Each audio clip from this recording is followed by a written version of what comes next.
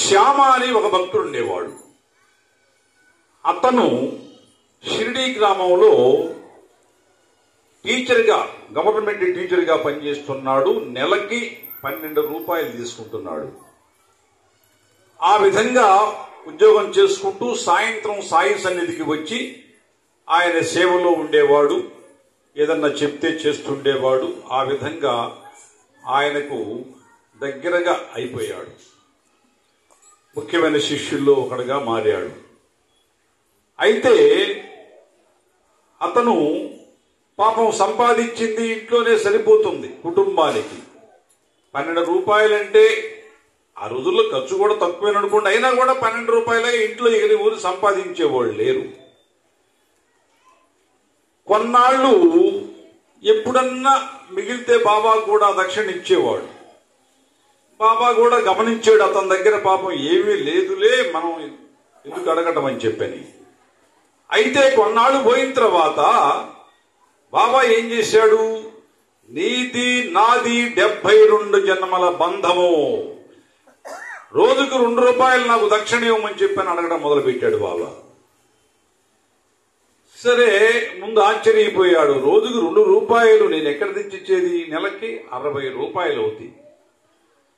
సరే, ఆయన అడిగాడు కాబట్టి కాదనకుండా ఒక 5-6 రోజులు పాపం ఎట్లా తెచ్చాడు గాని మిగిలించుకున్నాయో ఏమిటో మొత్తం మీద 5-6 రోజులు రోజుకు 2 రూపాయలు ఇస్తూనే ఉన్నాడు.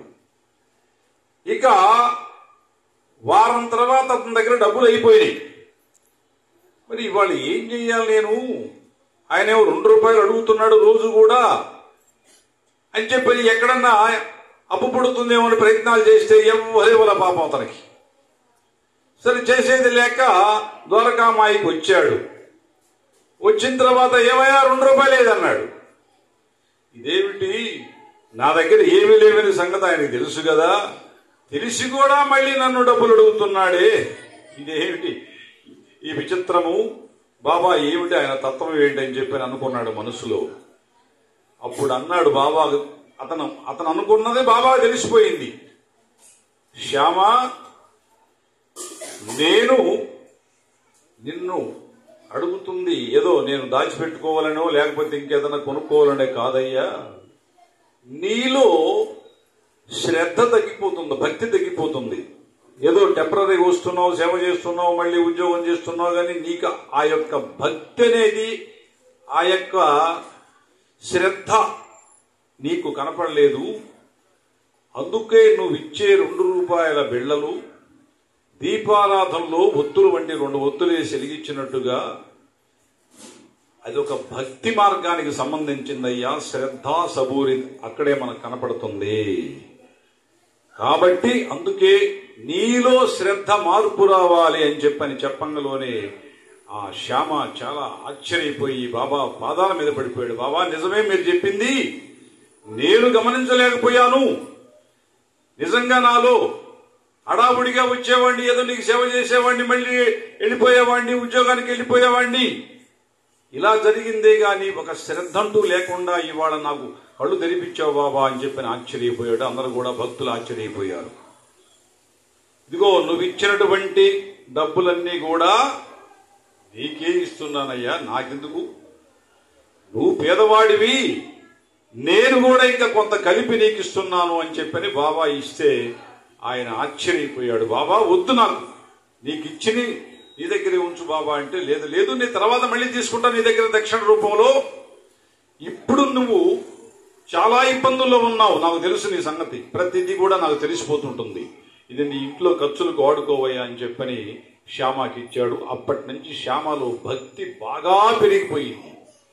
సాయినాథుడు సామాన్యుడు కాదు, ఒక అద్భుతమైనటువంటి శక్తి కలిగిన వాడు, మహానుభావుడు, లీలామానుషుడని తెలుసుకొని ఆ తరువాత ఇక శ్రద్ధ పెరిగింది బాబా మీద. అయితే అతను ఒకరోజు సాయంత్రం 6 గంటల ప్రాంతంలో బయటికి వెళ్ళొస్తున్నాడు. ఏదో చిన్న గ్రామం, హారతి అయిపోయే లోపల మనం వెళ్ళిపోదాం బాబా దగ్గరికి అని చెప్పని, చీకటి పడే లోపల వెళ్ళిపోదాం అని చెప్పని అనుకుంటే అప్పుడే చీకటి పడుతుంది. ఇక త్వరగా బయలుదేరి వస్తూ ఉన్నాడు. అయితే హఠాత్తుగా అనుకోకుండా అతనికి తాసుబాం కలిసింది కాలికి. చూశాడు, పాము పోతుంది, తాసుబాం. అమ్మో ఇంకేముంది, నన్ను తాసుబాం కలిసింది, ఇక నేను బ్రతకనయ్యా, ఇక నాకు దిక్కు బాబానే అని చెప్పి పరిగెత్తుకుంటూ బాబా సన్నిధికి వచ్చాడు. ద్వారకామాయికి వచ్చాడు. ద్వారకామాయికి వచ్చి 2 అడుగులు వేశాడు లోపలికి పోదామని. బాబా చూసి అన్నాడు, ఓ ఈ బ్రాహ్మణుడా, ఆగు, పైకెక్కబాకు, దిగు దిగు దిగు అన్నాడు. అనేసరికి అతను ఆశ్చర్యపోయాడు. ఇదేమిటి, సాయినాథుడు కాపాడతాడు అనుకుంటే నన్ను దిగిపొమ్మంటాడేమిటి, ఇక నాకు దిక్కెవరు, కాపాడేవాడే నన్ను కాదు పొమ్మంటే నాకు ఇంక రక్ష ఎవరు, నాకు ఇంక మరణం తప్పదని చెప్పని 2 అడుగులు కిందకేశాడు. అప్పుడు మళ్ళీ ప్రేమతో సాయినాథుడు పిలిచాడు, శ్యామ రావయ్యా అన్నాడు.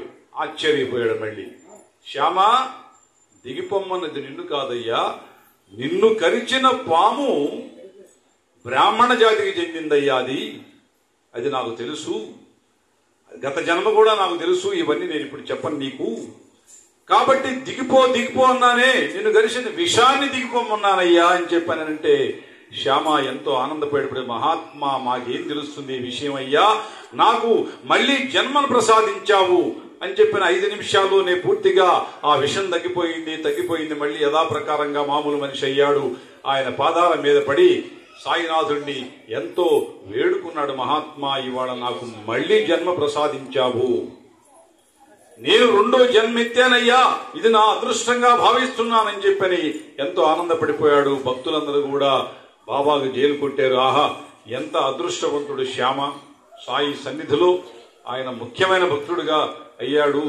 ఇవాళ దానివల్లనే బాబా మళ్ళీ ఆయన్ని ప్రాణదానం చేశాడు అని చెప్పిన అందరూ కూడా ఆశ్చర్యపోవడం జరిగింది. కాబట్టి మనము నమ్ముకుంటే ఏదైనా భగవంతుడు తోడుగా ఉంటాడు, ఏదైనా మనకు ఆయన ఇవ్వటానికి అన్ని రకాలుగా, ఒక రకమే కాదు.